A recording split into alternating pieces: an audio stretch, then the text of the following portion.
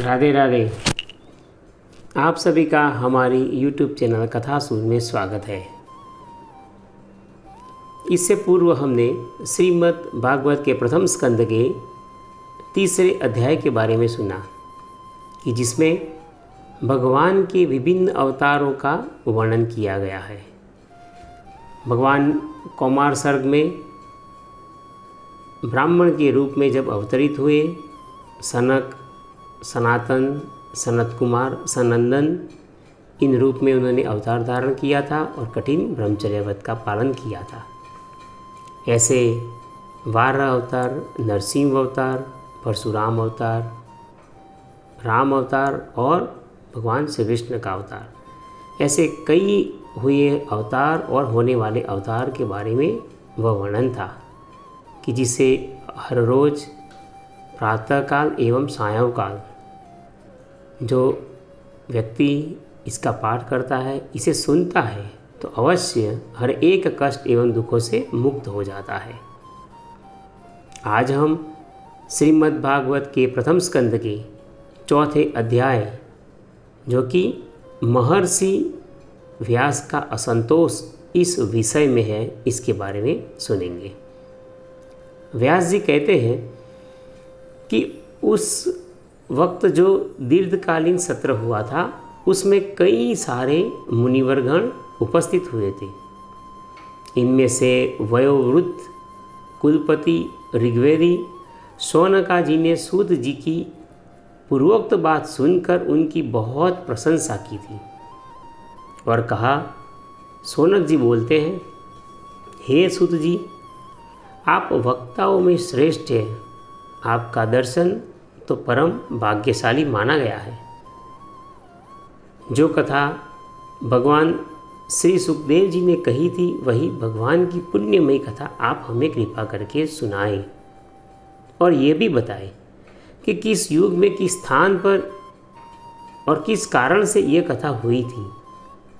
मुनिवर श्री कृष्ण द्वैपायन ने किसकी प्रेरणा से इस परमहंसों की संहिता का निर्माण किया था, क्योंकि उनके पुत्र श्री सुखदेव जी तो बड़े योगी, समदर्शी, भेदभाव रहित और संसार निंद्रा से जगे हुए निरंतर एकमात्र परमात्मा में ही स्थित रहते हैं। छिपे रहने के कारण वे मूढ़ से प्रतीत होते हैं। व्यास जी जब संन्यास के लिए वन की ओर जाते अपने पुत्र का पीछा कर रहे थे, उस समय जल में कुछ स्त्रियां स्नान कर रही थीं।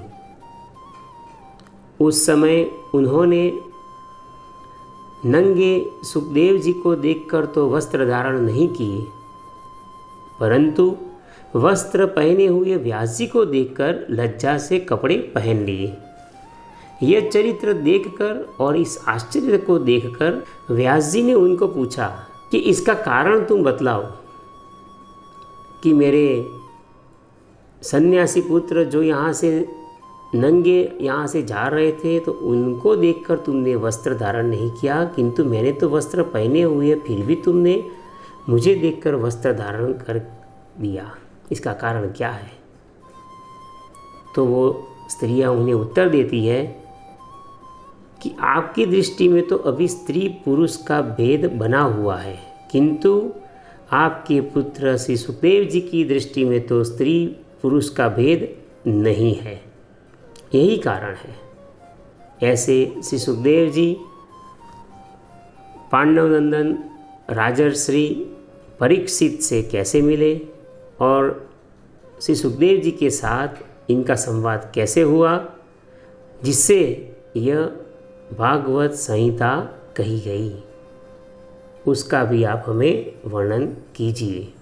वे आगे कहते हैं कि श्री सुखदेव जी तो ऐसे हैं कि जो कोई घर में जाते हैं तो उस घर को वो तीर्थ रूप बना देते हैं, किंतु वो किसी घर में इतनी ही देर ठहरते हैं जितनी देर तक एक गाय दोही जाती है।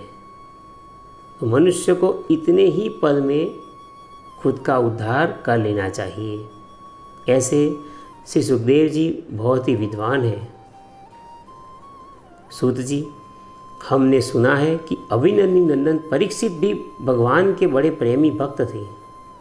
उनके अत्यंत आश्चर्यमय जन्म और कर्म की कथा भी सुनने लायक है, उसका भी आप हमें वर्णन कीजिए। वे तो पांडव वंश के गौरव को बढ़ाने वाले सम्राट थे। वे भला किस कारण से साम्राज्य लक्ष्मी का परित्याग करके गंगा तट पर अनशन व्रत लेकर बैठ गए थे? शत्रुगण उनके चरणों में अपना सारा धन लेकर खड़े हो जाते थे। ऐसे सम्राट परीक्षित ने कैसे एक सन्यासी की तरह अपना अंतिम समय बिताया और भगवान को वो सद्गति को प्राप्त हो गए।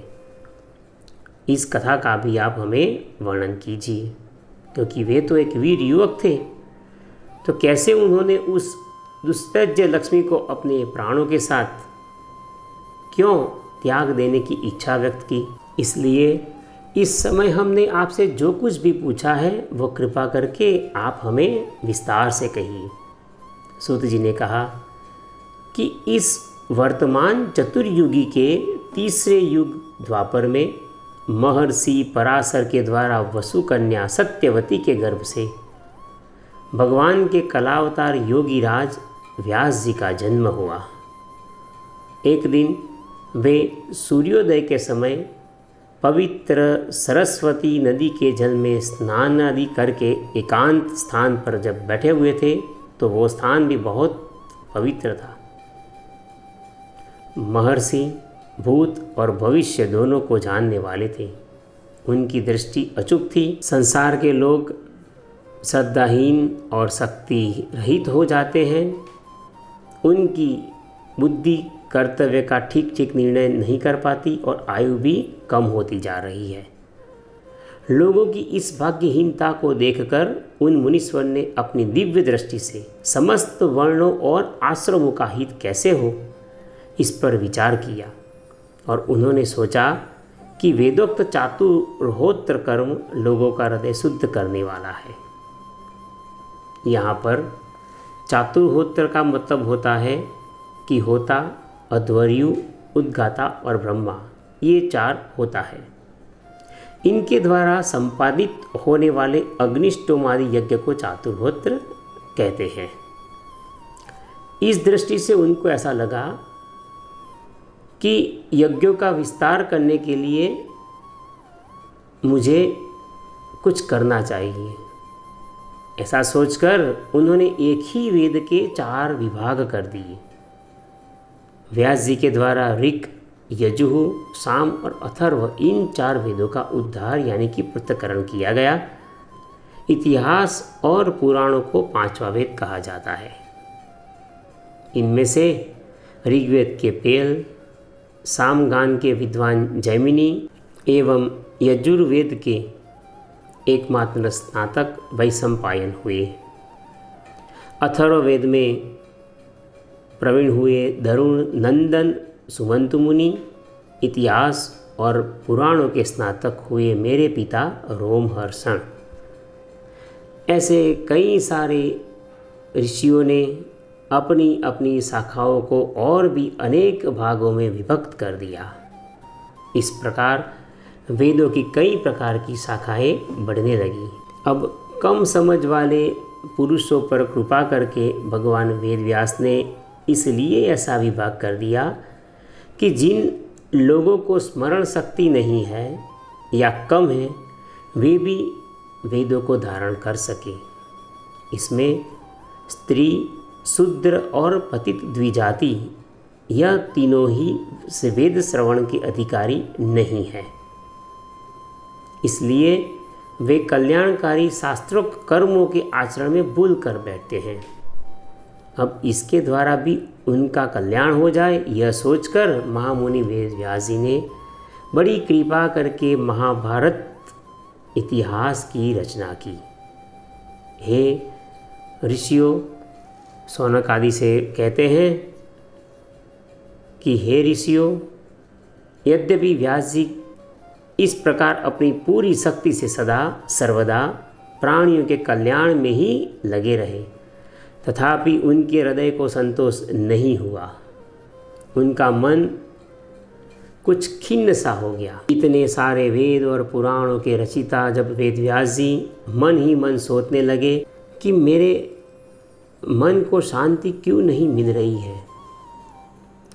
सरस्वती नदी के पवित्र तट पर एकांत में बैठकर जब धर्मवेता व्यास जी मन ही मन विचार करते हुए इस प्रकार को कहने लगे, मैंने निष्कपट भाव से ब्रह्मचर्य आदि व्रतों का पालन करते हुए वेद, गुरुजन और अग्नियों का सम्मान किया है और उनकी आज्ञा का पालन किया है।